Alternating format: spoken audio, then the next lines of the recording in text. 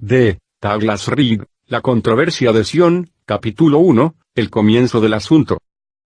Traducción, Internet, sin nombre especificado. Producción: Alejandro Concha Gajardo. www.alejandroconcha.com. Prólogo de Ivor Benson. El autor, Douglas Reed. En Europa durante los años inmediatamente previos y posteriores de la Segunda Guerra Mundial, el nombre de Douglas Reed estaba en todos los labios. Sus libros se estaban vendiendo en la cuenta de 1000, y era conocido con una cercana familiaridad a lo largo del mundo angloparlante, por un inmenso ejército de lectores y admiradores. Ex corresponsal del London Times para Europa Central, había ganado una gran fama con libros como Insanity Fair, Disgrace Abounding, Lest Ye Regret, Somewhere South of Suez, Far and Wide, y varios otros, cada uno amplificando por 100, el alcance que tenía disponible del mundo, como uno de los corresponsales en el exterior más importantes. La desaparición en el olvido casi total de Douglas Reed y de todos sus trabajos fue un cambio que no podría ser exclusivamente forjado por el tiempo. De hecho, la exactitud de su interpretación de los eventos de la historia en el tiempo, encontró alguna confirmación en lo que sucedió con él cuando estaba en la plenitud de sus capacidades. Después de 1951, con la publicación de Fair and Wide, en que puso la historia de los Estados Unidos de América en el contexto de todo lo que él había aprendido de la política mundial en Europa, Reed se encontró desterrado de las librerías, con todas las puertas de los editores cerradas para él, y aquellos libros ya publicados fueron señalados para ser retirados de los estantes de las bibliotecas y perdidos, para nunca más ser reemplazados. Su carrera pública como escritor ahora al parecer llegó a su fin. Reed era por lo menos libre de emprender una gran tarea, para la cual todo lo que antes le había sucedido, eran solo un tipo de preparación y educación que ninguna universidad podría proporcionar y que solo los pocos afortunados y dotados podría usar totalmente, sus años como corresponsal extranjero, sus viajes en Europa y América, sus conversaciones y contactos con los grandes líderes políticos de su día, más su ávida absorción a través de lectura y observación de todo lo que era mejor en la cultura europea. Experiencias que otros hombres podrían haber aceptado como derrotas, solo sirvieron para enfocar los poderes de Douglas Reed en lo que sería su tarea más importante, el de investigar y recontar la historia de los últimos 2000 años y más, de tal forma que sea comprensible para el lector común, mucha de la historia moderna que yace en nuestro tiempo empapada en la oscuridad y estrechamente guardada por el terror de un sistema invisible de censura. El libro. Comenzando en 1951, Douglas Reed gastó más de 3 años, mucho de este tiempo separado de su esposa y su joven familia, trabajando en la Biblioteca Central de Nueva York, o tecleando su máquina de escribir en alojamientos espartanos en Nueva York o Montreal. Con un celo esmerado, el libro fue reescrito, todas, las 300.000 palabras de él, y el epílogo solo fue agregado en 1956. La historia del propio libro, las raras circunstancias en que fue escrito, y cómo el manuscrito, después de haber permanecido oculto por más de 20 años, salió a la luz y fue por fin hecho disponible para su publicación, es parte de la historia de nuestro siglo, entregando cierta claridad a una lucha de la cual, las multitudes no conocen nada, que se lleva a cabo implacable e incesantemente en el campo de batalla de la mente humana. Necesitaba alguna fuente no común de poder espiritual y motivación para llevar a la realización un libro tan grande que involucraba tanta laboriosa investigación y verificación cruzada, un libro, además, el cual tenía muy pocas o ninguna oportunidad de ser publicada durante la vida del autor. Aunque existe correspondencia mostrando que el título fue discutido brevemente con un editor, el manuscrito nunca fue enviado, sino que permaneció durante 22 años guardado, en 3 archivos sobre un armario en la casa de Reed en Durban, África del Sur.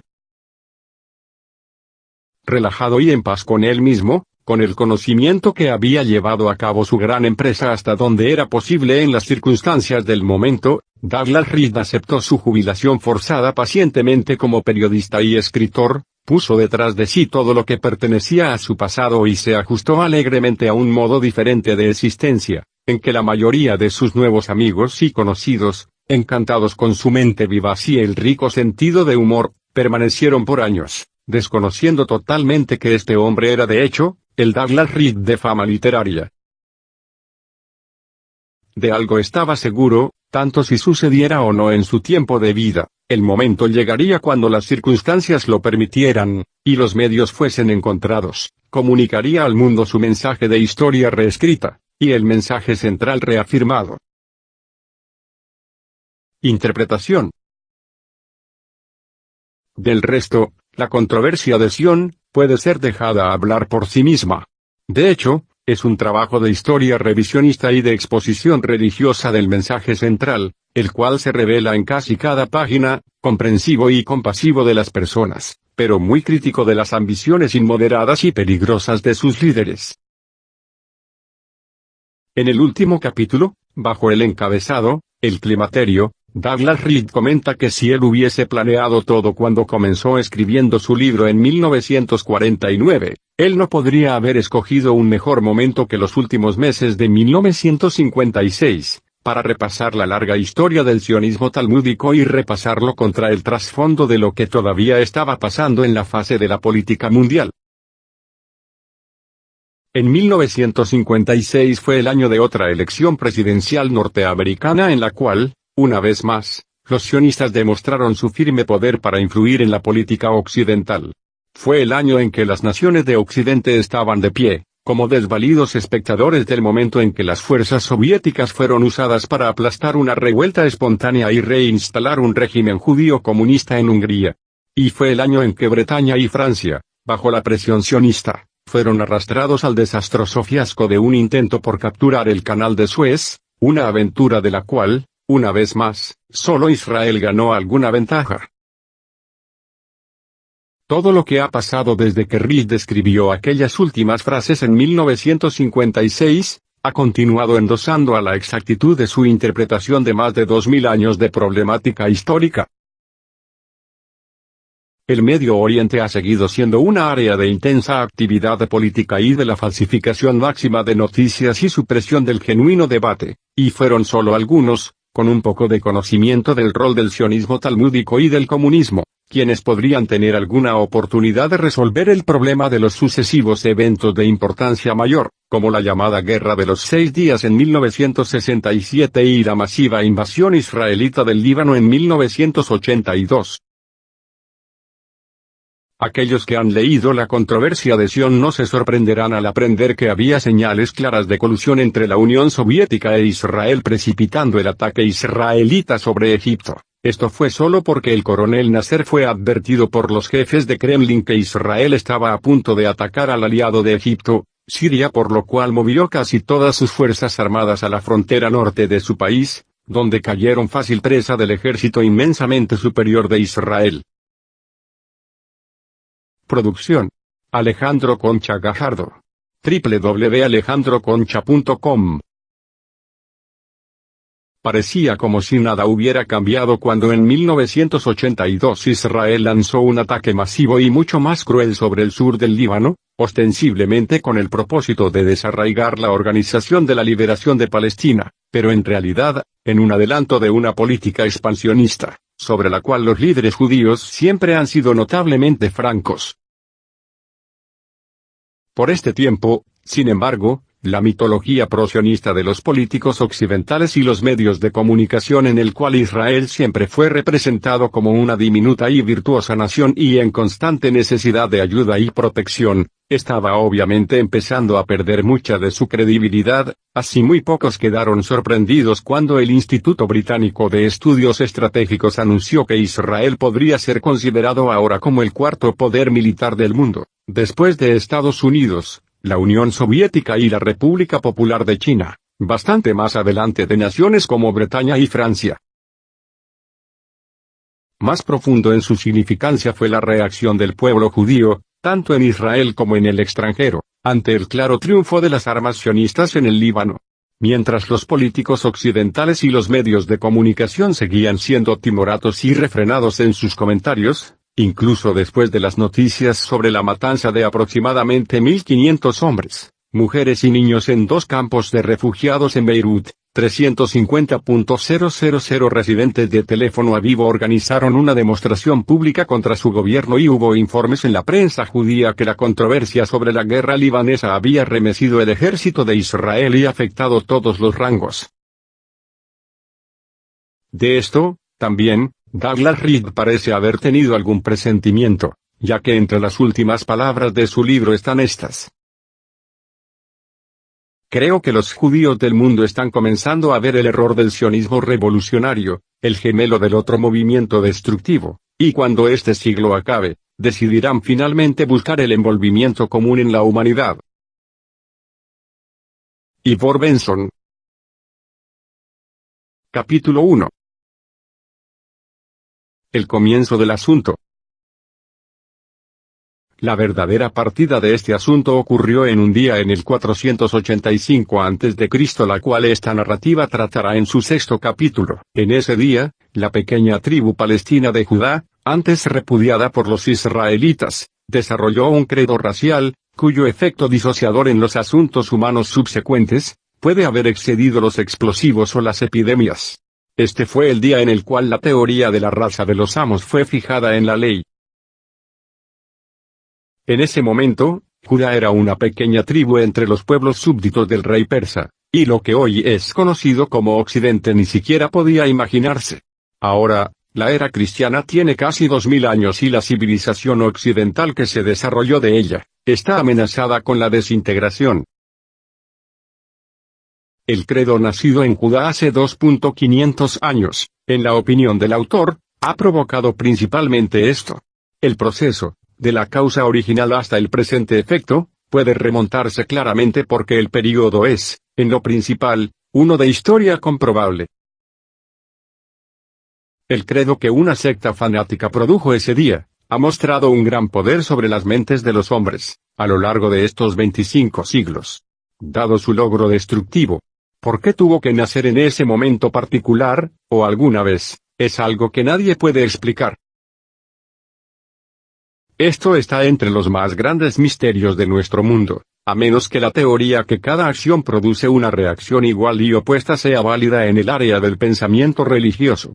Para que el impulso, que en ese momento remoto propusieron muchos hombres buscando un Dios universal de amor, provocara esta feroz contraidea de una deidad exclusiva y vengativa.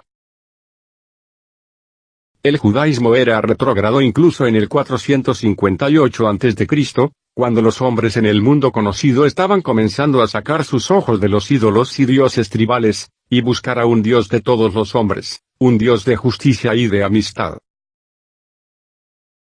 Confucio y Buda ya habían apuntado en esa dirección y la idea de único Dios era conocida entre los pueblos vecinos de Judá. Hoy a menudo se hace la afirmación que los hombres religiosos, cristianos, musulmanes, u otros, deben tener respeto por el judaísmo, cualquiera sean sus errores, sobre una base indiscutible. Fue la primera religión universal, por lo que en cierto sentido, todas las religiones universales descienden de él. A cada niño judío se le enseña esto. En la verdad, la idea de un Dios único, de todos los hombres, fue conocida largo tiempo antes que la tribu de Judá siquiera tomara forma, y el judaísmo fue sobre todo, el rechazo de esta idea. El libro de los muertos egipcio, cuyos manuscritos fueron encontrados en las tumbas de los reyes de 2.600 años antes de Cristo, más de 2000 años antes que la ley judaica fuese completada, contiene el pasaje. Tú eres el único, el Dios del mismo principio del tiempo, el heredero de la inmortalidad, formado por ti mismo y nacido de ti mismo. Tú creaste la tierra y el hombre. Recíprocamente, las escrituras producidas en Judá por los levitas preguntaban, ¿quién es como tú, oh Señor, entre los dioses? Exodus. La secta que se anexó y dominó la tribu de Judá tomó este creciente concepto de un Dios de todos los pueblos y lo incluyó en sus escrituras solo para destruirlo. 2. Y diseñar el credo basado en su rechazo. Es negado sutilmente, pero con desdén, y como el credo está basado en la teoría de la raza Amos, esta negación es necesaria e inevitable. Una raza Amos, si debe haber alguna, debería en sí misma ser Dios. Producción: Alejandro Concha Gajardo. www.alejandroconcha.com. El credo, al cual se le dio fuerza de ley cotidiana en Judá en el 458 a.C., era entonces y lo es todavía, única en el mundo. Descansaba en la aserción, atribuida a la deidad tribal, Jehová, que los israelitas, de hecho, los judaítas, eran su pueblo elegido, los cuales, si ellos seguían todos sus estatutos y juicios, serían puestos sobre todos los otros pueblos y se establecerían en una tierra prometida. Fuera de esta teoría, tanto si fue por la providencia o imprevista necesidad, crecieron las teorías pendientes de cautividad y destrucción.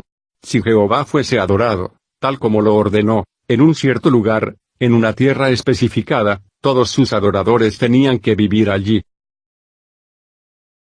Obviamente todos ellos no podrían vivir allí, pero si ellos vivieran en otra parte, si por fuerza mayor o por propia decisión, automáticamente se transformaban en cautivos de extraños a quienes ellos tenían que sacar de raíz automáticamente, derribarlos y destruirlos. Dado este básico principio del credo, daba lo mismo si los aprehensores eran conquistadores o anfitriones amistosos. Su suerte ordenada era su destrucción o la esclavitud. Antes de que ellos fueran destruidos o esclavizados, durante un tiempo fueron los captores de los judaítas, no en su propio derecho, sino porque los judaítas habían fallado en la observancia, y era el castigo merecido. De esta manera, Jehová se reveló como el único Dios de todos los pueblos. Aunque él reconocía solo al pueblo escogido, y emplearía a los paganos para castigarles por sus transgresiones, antes de administrar la destrucción preordenada de estos irreligiosos. Los judaítas tenían esta herencia impuesta sobre ellos. Ni siquiera eran suyas, ya que el pacto, de acuerdo a estas escrituras, había sido hecho entre Jehová y los hijos de Israel, y en el 458 a.C. los israelitas, despreciando a los judaítas no israelitas, ya habían sido largo tiempo atrás absorbidos por otra humanidad, tomando con ellos la visión de un Dios universal, de amor por todos los hombres. Los israelitas, según toda la evidencia, nunca conocieron este credo racial que llegó a ser conocido a través de los siglos como la religión judía, o judaísmo. Se mantuvo, durante todo el tiempo, como el producto de Judá de los levitas. Lo que pasó antes del 458 a.C. es mayormente doctrina, leyenda y mitología, distinto del período a seguir, donde están los eventos principales por los cuales son conocidos. Antes del 458 a.C., por ejemplo, existían fundamentalmente, solo tradiciones orales. El período documental comienza en los 2 siglos que llevan al 458 a.C., cuando Judá fue repudiada por los israelitas. En esta fase, cuando la tradición verbal se transformó en la escritura, ocurrió la perversión. Las palabras que sobreviven de los primeros israelitas muestran que su tradición era de amplia amistad con los vecinos bajo un mismo Dios universal. Esto fue cambiado en lo contrario, por los sacerdotes itinerantes, que segregaron a los judaítas y establecieron el culto de Jehová como el Dios del racismo, del odio y la venganza. En la tradición más antigua, Moisés era un gran líder tribal que oyó la voz, 3, del único Dios, hablando desde un arbusto en llamas y bajó de la montaña llevando consigo los mandamientos morales de este único Dios a las personas. El momento en que esta tradición tomó forma, fue cuando la idea de religión estaba bollendo por primera vez en las mentes de los hombres y cuando todos los pueblos estaban adquiriendo las tradiciones y pensamiento de unos a otros. ¿De dónde puede haber venido la idea de un único Dios? Ya ha sido mostrada, aunque los primeros egipcios pueden haberla recibido de otros. La figura del propio Moisés, y su ley, ambos conceptos fueron tomados del material que ya existía. La historia del descubrimiento de Moisés en los juncos, se tomó prestada, de la leyenda mucho más temprana, que es idéntica, de un rey de Babilonia, Sargón el Sabio, que vivió entre 1.000 y 2.000 años antes que él. Los mandamientos se parecen mucho a los códigos de leyes, de mucho tiempo antes, de los egipcios, babilónico y asirios. Los antiguos israelitas construyeron en ideas actuales, y por esto al parecer, estaba en camino a una religión universal cuando fueron tragados por la humanidad. Entonces Judá puso el proceso en reversa, para que el efecto fuese como film visto hacia atrás. Los amos de Judá, los levitas, cuando diseñaron sus leyes, también tomaron lo que ellos podrían usar de la herencia de otros pueblos y lo trabajaron dentro del material que ellos estaban amoldando. Comenzaron con el único Dios de todos los hombres, cuya voz se había escuchado brevemente desde el arbusto en llamas, en la tradición oral, y en el curso de 5 libros de su ley escrita, se convirtió en el Jehová racista y negociador que prometía territorios, tesoros, sangre y poder sobre otros, a cambio de un ritual de sacrificio, que debía ser llevado a cabo en un lugar preciso, en una tierra específica. Así de esta forma, fundaron el contramovimiento permanente a todas las religiones universales e identificaron el nombre Judá con la doctrina de autosegregación de la humanidad, de odio racial, de asesinatos en el nombre de la religión, y en la venganza. La perversión así lograda, puede remontarse en el Antiguo Testamento, donde Moisés aparece primero como portador de los mandamientos morales y amante de sus vecinos, y finaliza como un asesino en masa racista. Los mandamientos morales se han convertido en sus opuestos entre el Éxodo y Números. En el curso de esta misma transmutación, el Dios que comienza ordenando a las personas no matar o codiciar los bienes o esposas de su prójimo, termina ordenando una matanza tribal de los pueblos vecinos. Solo las vírgenes son dejadas con vida. Así el logro de los sacerdotes itinerantes que dominaban la tribu de Judá, tanto tiempo atrás, fue transformado en un pequeño pueblo de cautivos y separados de la idea creciente de un Dios de todos los hombres, para reintegrar una deidad tribal sanguinaria y una ley racista, y para enviar a los seguidores de este credo, en su senda a través de los siglos, con una misión destructiva. El credo, o la revelación de Dios como se presentó, estaba basada en una versión de la historia, en la que cada evento tenía que ser insertado y confirmar la enseñanza. 4. Esta versión de historia se fue atrás, hasta la creación, el momento exacto que fue conocido. Como los sacerdotes también afirmaban poseer el futuro, esta era una historia y teoría completa del universo desde el comienzo hasta el fin. El final sería la consumación triunfante en Jerusalén, cuando el dominio mundial sería establecido sobre las ruinas de los paganos y sus reinos. Producción: Alejandro Concha Gajardo. www.alejandroconcha.com. El tema de la cautividad masiva, que termina en una venganza de Jehová, todos los primogénitos de Egipto, aparece cuando esta versión de la historia alcanza la fase egipcia, llevando al éxodo masivo y a la conquista masiva de la tierra prometida. Este episodio era necesario si los judaítas deseaban estar organizados como una fuerza disociadora permanente entre las naciones y por esa razón, evidentemente, fue inventada. Los estudiosos del judaísmo están de acuerdo que nada que se parezca a la narrativa en el Éxodo, ocurrió en la realidad. Si Moisés incluso vivió, está en disputa. Ellos le dicen, dijo el fallecido rabino Emil Hirsch, que Moisés nunca vivió. Yo accedo. Si ellos me dicen que la historia que vino de Egipto es mitología, yo no protestaré. Es mitología. Ellos me dicen que el libro de Isaías, tal como le tenemos hoy, está compuesto de escritos de por lo menos 3 y quizás 4 períodos diferentes. Yo lo sabía antes de que ellos alguna vez me lo dijeran. Antes de que ellos lo supieran, era mi convicción. Tanto si Moisés vivió o no, él no puede haber guiado el éxodo masivo desde Egipto a Canaán, Palestina. Ninguna tribu israelita bien definida existió, dice el rabino Elmer Berger. En algún momento cuando alguien llamado Moisés puede haber guiado a algún pequeño grupo de esclavos fuera de la esclavitud egipcia. Los Abiru, hebreos, entonces, ya se habían establecido en Canaán, habiéndola alcanzado largo tiempo antes desde Babilonia en el lado lejano. Su nombre, Abiru, no denotaba identidad racial o tribal. Significa nómades.